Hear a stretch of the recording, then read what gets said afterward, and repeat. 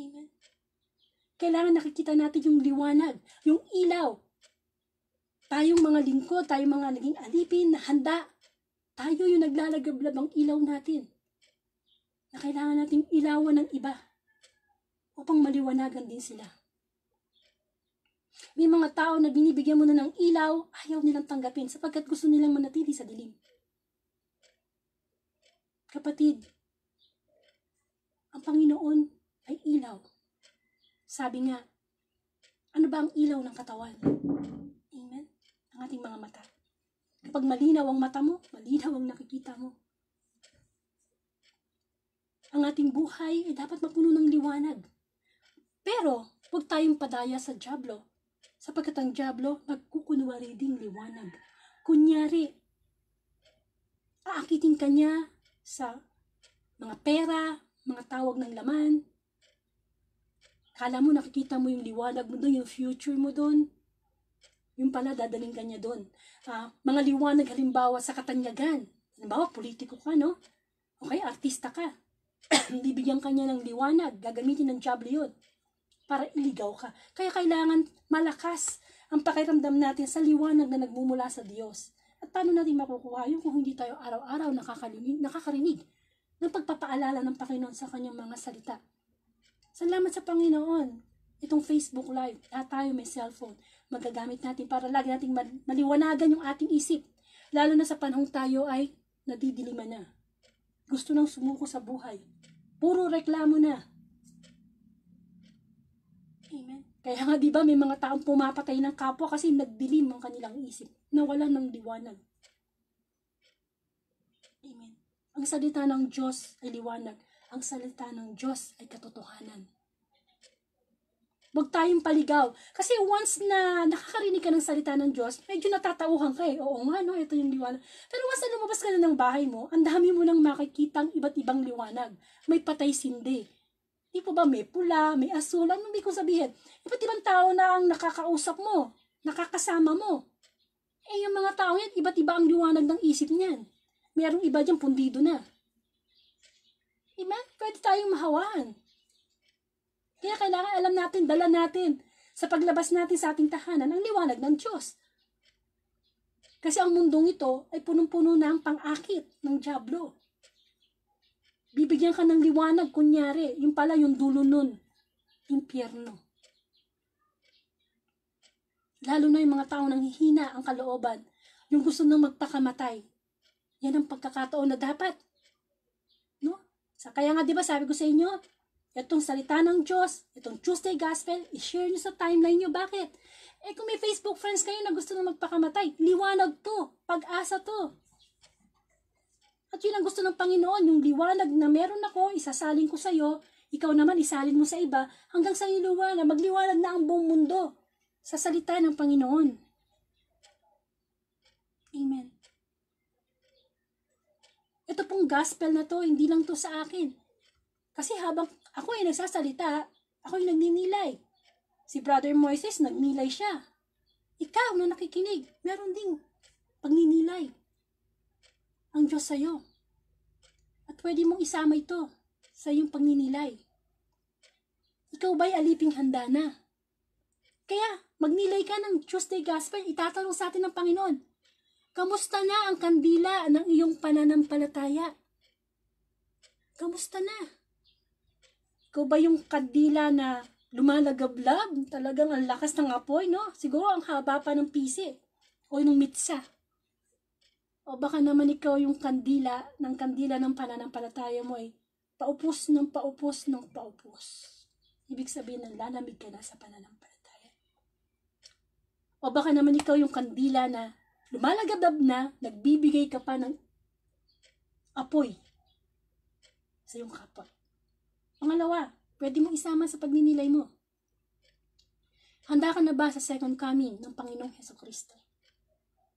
Actually, yung mabuting balita ngayon, yun ang gusto nga i-focus ni God. Kailangan handa tayo 24 hours, 7 days a week, 365 days a year. Every second ng buhay natin. Jesus will come. Kamukha ng magnanakaw. Ikaw ako, walang nakakaalam kung kailan, eksaktong oras, eksaktong araw. Di natin pwedeng sabihin na, wow, ganda ng panahon ngayon. Sikat ng araw. Wow, ganda ng pakiramdam. Hindi. Jesus will come anytime. Napakabuti lang ng Diyos. Kaya hindi pa niya yun ginagawa. Kaya huwag natin samantalahin ang kabutihan ng Diyos. Ngayon pa lang, itong oras na ito, ihanda na natin ang mga sarili. Huwag tayong tutulog-tulog sa kangkungan. Mahirap mapunta sa impyerno. Gayong binigyan tayo ng pagkakataon ng Diyos na maghanda. Bukas na ang lahat. Hindi handa na ng Diyos ang piging. Nandiyan ang kanyang mga salita. Tatanggapin na lang natin at isa sa buhay. Pangatlo, pwede mong isama sa iyong pagninilay sa gospel ngayon. Alipin ka na ba ng buong pusong naglilingkod ngayon sa Diyos? Napakahalaga na isang alipin ay naglilingkod. Kaya lang, iba ang mundo. Ang gusto ng tao, siya ang pinaglilingkuran. Ang gusto ng tao, siya ang boss. Kapatid, hindi ganun. Kung gusto nating mapunta sa langit, maglingkod tayo sa Diyos ng may kababaang loob. Maglingkod tayo sa Diyos na sinasabi natin sa sarili na wala akong magagawa, Lord, kung wala ka. At kapag tayo ay naglingkod sa Panginoon, perpekto ang utos ng Diyos. Isang utos lang niya, may kasamang pangako. Isang utos lang niya. Utos, pangako, may gantimpala. Kaya hindi nakakahinayang na sumunod sa utos ng Diyos. Maglingkod sa Kanya. Sabi ko nga, hindi ka kailangan maging pare, madre, preacher. Kahit ordinaryo ka lang tao, kahit may bahay ka lang, kahit bata ka lang, pwede kang maglingkod sa Panginoon sa pamamagitan ng ano. Sinabi sa Bible, ano man ang iyong gagawin, gawin mo ng magaan sa iyong kalooban. Nawaring hindi ka sa taong naglilingkod, kundi sa Panginoon. Gawin natin ang lahat ng ginagawa natin na may pag-ibig, paglilingkod na yan sa Panginoon. At panghuli, isama mo sa paninilay mo ang sa 24 oras ba na isasama mo ba ang Diyos sa iyong schedule sa pamamagitan ng pananalangin at pakikinig ng mga salita ng Diyos? Importante yan. Sabi ko nga, may mga taong mareklamo. Sasabihin ako, kulang pa sa akin ang isang araw. Kulang pa ang 24. Ang dami kong gagawin. Kulang. No. Ang 24 hours ay sapat na ibinigay sa atin ng Diyos. Tayo lang ang hindi marunong mag-manage ng oras. Kapatid, 24 hours, isipin mo yan.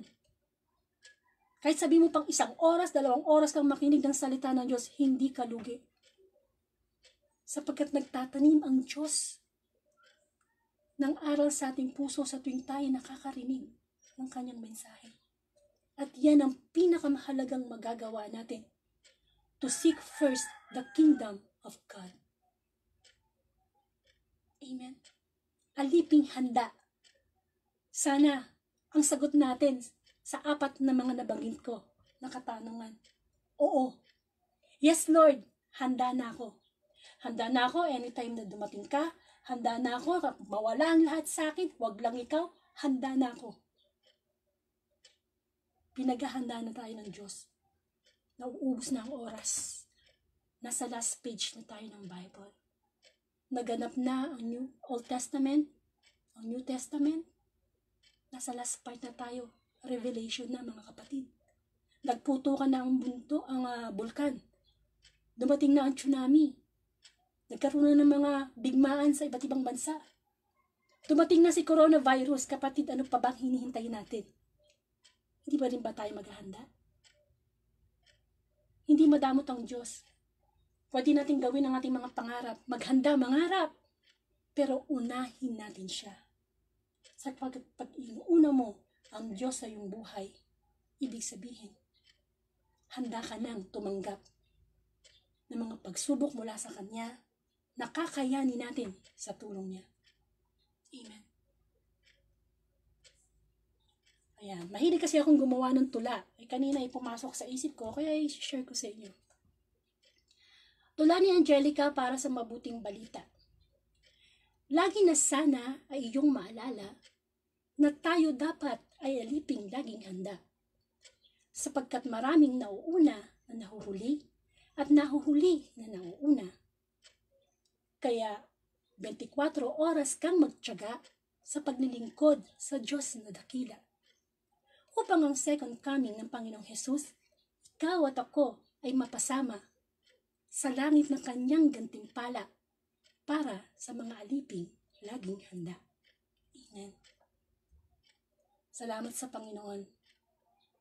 Pinapaalalahanan niya tayo. Amen.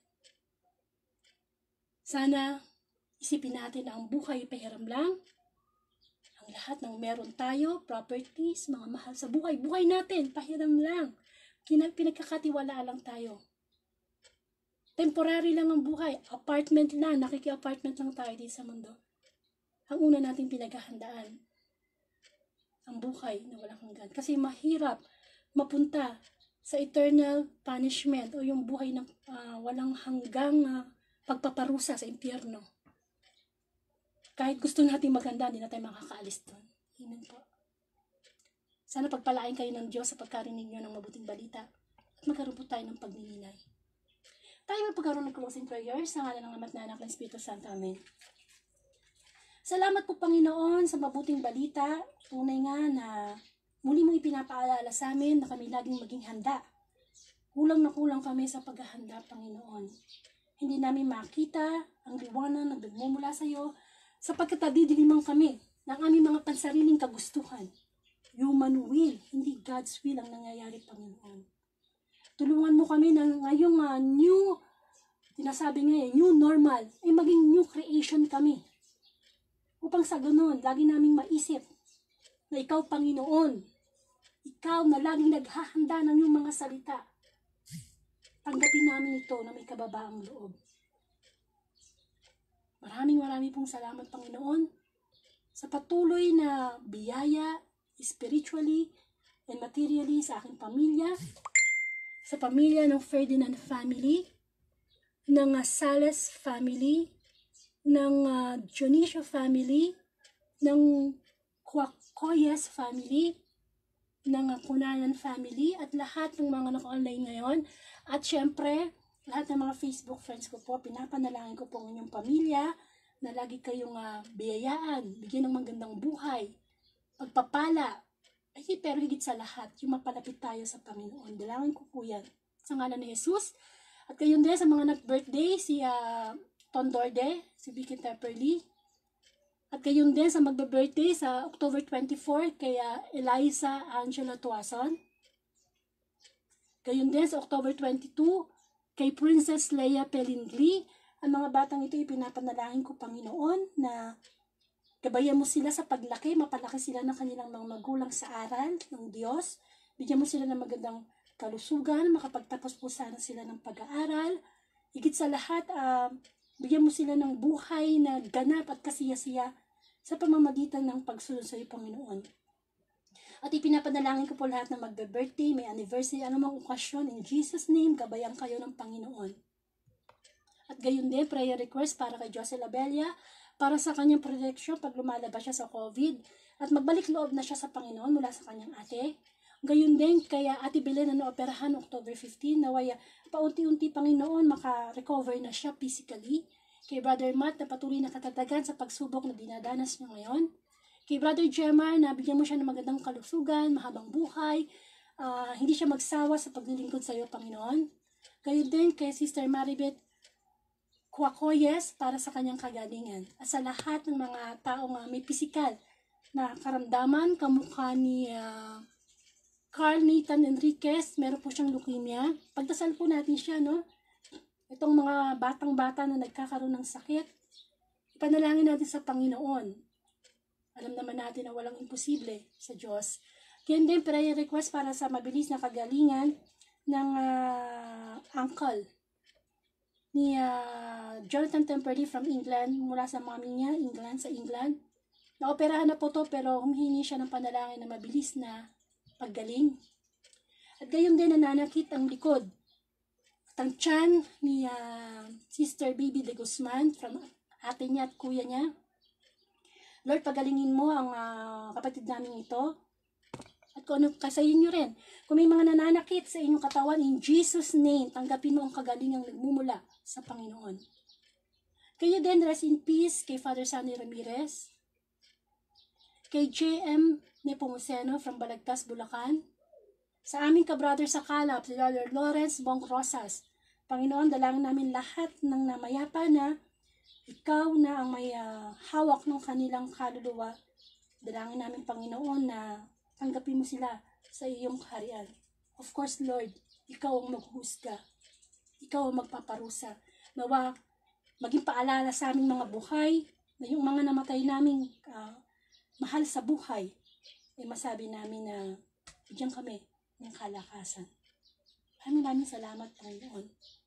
Gayon din po, humingi po ako ng panalangin sa inyo, na bigyan ako ng magandang kalusugan, mahabang buhay, karunungan, at pagkababaang lupot pag-ibig sa Diyos para everyday habang ako'y nabubuhay ay makapag-Facebook live po ako. Amen. At gayon din po, itong pong gawain ko sa Panginoon. Ito pong Facebook live ng Everyday Gospel, humihingi po ko ng panalangin sa inyo. At siya, huwag kayo aasahan nyo na ako din pinapanalangin ko din lahat ng Facebook friends ko na sipuin na magkaroon na ng malalim na relasyon sa Panginoon. Tayo po'y manalangin. Isang panalangin itinuro sa atin ng ating Panginoong Hesukristo. Ama namin, sumasalangit ka, sambahin ang ngalan mo, mapasa amin ang kaharian mo. Sundin ang loob mo dito sa lupa para nasa langit. Bigyan mo kami ng aming kakanin sa araw-araw, patawarin mo kami sa aming mga sala, para na pagpapatawad namin sa nagkakasala sa amin. Huwag mo po kami pahintulot sa tukso, kaya diya mo kami sa lahat ng masama. Amen. Sa ngalan ng Ama at ng Anak at Espiritu Santo. Amen. Amen. Purihin ng Panginoon, napakabuti niya. Muli, masasabi natin na hindi aksidente na ikaw ay nakakarinig ng mabuting balita. Ibig sabihin, isa ka sa mapalad na binibigyan ng Diyos ng desire na makarinig ng mabuting balita. Bakit? Sapagkat ikaw ay nakakaramdam ng pagkagutom sa salita ng Diyos. At announcement po, tulad ko naging pangungulit namin ni Lord sa inyo, pakishare na lang po ang Tuesday Gospel sa inyong timeline. Parang sa ganon, magbigyan ng liwanag, makapaghanda ang inyong mga Facebook friends na makarinig ng mabuting balita. Lalo na kung inyong mga pamilya, asawa, anak, hindi sila interesado sa salita ng Diyos, habang nakikinig ka, pwede mong i-replay, iparinig sa kanila. At gayon din po, pwede kayo pumunta sa YouTube channel ko, nandoon po yung Everyday Gospel. Type nyo lang po yung Angelica Dorde. At pwede po kayo mag-subscribe para makapag-live naman po tayo sa YouTube. And of course, kung meron po kayong Thanksgiving and prayer request, i-private message nyo po ako. Kamukha nang nakita nyo, lagi po nating sasama yan sa ating closing prayer. Mabisa din po kasi ang panalangin ng sama-sama, lalo na ng mga lingkod ng Diyos. At ngayon, new normal pero new creation ang inaasahan ng Diyos. Bagong nilalang. I-viral natin ang mabuting balita. I-viral natin yan sapagkat yan ang gusto ng Diyos. Yan ang utos ng Panginoon. At syempre, magpasalamat tayo sa Panginoon, no? Ibibigay pa niya ang October 21, 2020, Wednesday Gospel. Tayo po ay sama-samang makinig sa salita ng Panginoon. Amen? Of course, pakinggan po natin itong huling kanta na pinupost ko.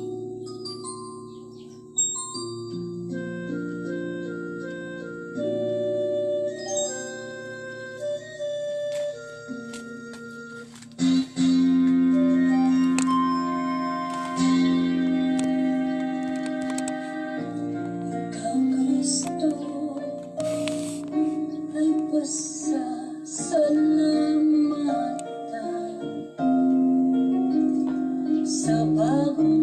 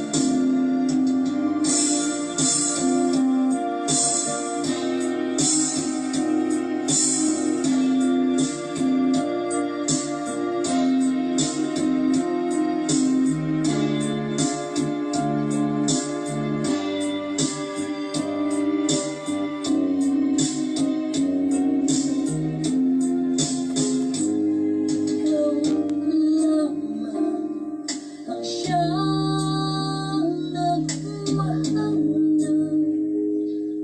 tunay sa talinang aking buhay. Dapat nga ba na ako ay mangako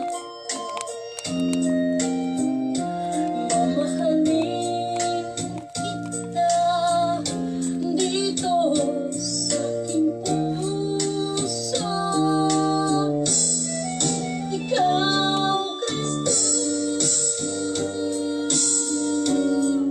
ay kasasalamatan. Sapat na bang ibigin lang kita ngayon kailan pa man? Okay, pasalamat tayo sa Panginoon. No? Ibigin natin siyang ngayon at makailan pa man. So maraming pong salamat. Ang Diyos ang pinagbigyan nyo. To God be the glory.